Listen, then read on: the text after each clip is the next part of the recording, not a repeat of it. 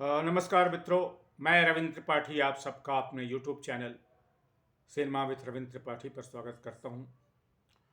दोस्तों, आज फिर से द वायर पर जो एक वेब सीरीज आ रहा है नमित अरोड़ा का, उसकी चर्चा करूंगा।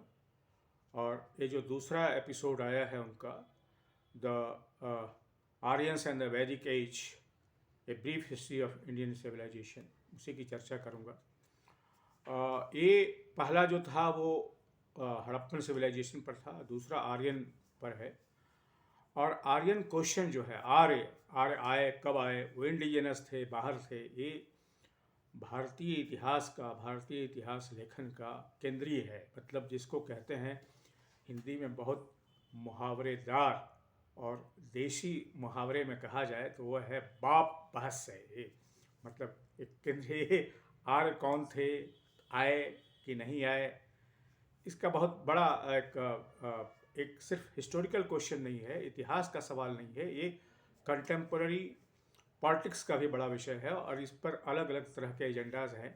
खैर, यहाँ उतने विस्तार में जाने का वक्त नहीं है। मैं सिर्फ अति संक्षेप में बता देता हूँ कि नमित अरोड़ा ने इसमें क्या कहा है। एक तो उन्होंने ये बताया है कि आर्य जो हैं वो यहाँ आए और कई कालखंड में आए, लेकिन वो अग्रेसर के रूप में नहीं आए, आक्रामक के रूप में नहीं आए। जो ब्रिटिश हिस्टोरियंस ने तर्क रखा था कि आर्य यहाँ आक्रामक के रूप में आए, पर नहीं, नमित अरोड़ा ने कहा है कि वो एक माइग्रेट कराया और उन्होंने जो सिविलाइजेशन बनाया, वैदिक संस्कृत का, वैदिक संस्कृति थी, फिर उससे महाभारत का विकास हुआ, फिर और तरह तरह के बुद्धिज्म, जैनिज्म में सब का विकास हुआ, उसकी एक कड़ी बताई है उन्होंने। और ये एक जो लोग भारतीय इतिहास में दिलचस्पी रखते हैं, आर्यन क्वेश्चन में दिलचस्पी रखते हैं, उनको ये रोचक लगेगा। हालांकि अलग अलग लोग जो अलग अलग दृष्टिकोण रखते हैं, वो डिबेट भी होगा, पर कोई चीज़ डिबेट के लिए भी जाती आती है तो अच्छी ही होती है। उस हिसाब से ये एक अच्छा इस बार का एपिसोड है। और इसमें कुछ सवाल ऐसे हैं जो मतलब ये है कि जो आर्यन सभ्यता थी उसने डेमोक्रेसी की नींव भी रखी, हिंदुस्तान में विचार रखा। वैशाली के और लिच्छवी के गणतंत्र के बारे में हम जानते हैं। उसका समानांतर जो है ग्रीस में भी था, डेमोक्रेसी थी। पर ग्रीक और हिंदुस्तान दोनों की डेमोक्रेसी बहुत छोटे स्थान के लिए थी। जो सिटी स्केप, जिसको नागर सभ्यता थी, जो नगरों पर केंद्रित थी, जो एथेंस वगैरह के ग्रीस में थे, जो वहाँ की डेमोक्रेसी थी, वो कोई पूरे देश की नहीं थी। ग्रीक तो देश ही हाल में 150 साल पहले बना है। तो ग्रीक जो एथेंस वगैरह जो थे और दूसरे जो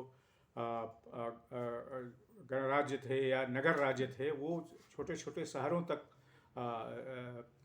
सिमटे हुए थे।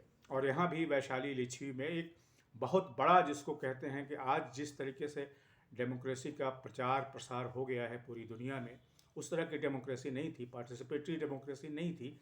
वो कुछ लोगों तक सीमित थी, लेकिन फिर भी उसके बीज पड़ गए थे। उसके बारे में भी बताया है उन्होंने। फिर वो कैसे उस समय विस्तार नहीं हुआ, वो मोनार्की का विस्तार हुआ, यानी कि राज्य बने, राजा बने, सम्राट बने। पर डेमोक्रेसी का विकास अब जा कर के आधुनिक काल में हुआ, जब भारत और यूरोप का जो है सो मिलन हुआ, इंटरेक्शन हुआ।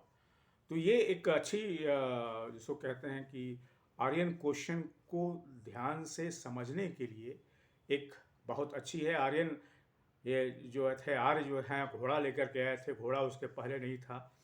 और सारथी जो थे, महाभारत में कृष्ण सारथी बने थे, वो कहीं न कहीं, चूँकि रथ जो बना था वो घोड़े का होता था, तो वो कृष्ण का सारथी बनना, कर्ण का जो पिता जिसको अडॉप्ट किया था, कर्ण के पिता तो वैसे माइथोलॉजी के अनुसार सूर्य थे, पर जिसको पाला था, मतलब पालक पिता जो था, वो भी चैरिटियर था, वो भी रथ चलाने वाले व्यक्ति था वो। तो इस तरह के जो सेंट्रलिटी ऑफ हॉर्सेस जो आर्यन कल्चर में डेवलप हुआ, उसके क्या क्या चीज़ें आई, क्या क्या चीज़ें बनी, वो सब भी इसमें आप इसको कहते हैं, इस बार अगर आप सुनेंगे तो बहुत रोचक लगेगा उसको। Whether you agree with him और disagree with him, that is another question, but it is very interesting. और विजुअली बहुत चीज़ों को देखना, जानना, समझने का भी एक बड़ा अवसर मिलता है। और जो लोग नए ढंग से इतिहास को समझना चाहते हैं और कई बार सारी किताबों को पढ़ करके जो आप ज्ञान पाते हैं वो अगर संक्षेप में कहीं मिल जाए तो आपको इंटर करने में, उस डिबेट में इंटर करने में आपको आसानी रहती है। तो ये जो एपिसोड था, दूसरा एपिसोड नमित अरोड़ा का, ये भी बहुत अच्छा मुझे लगा, इसलिए आपके साथ ये बातें शेयर कर रहा हूँ। आज के वीडियो में दोस्तों सिर्फ इतना ही।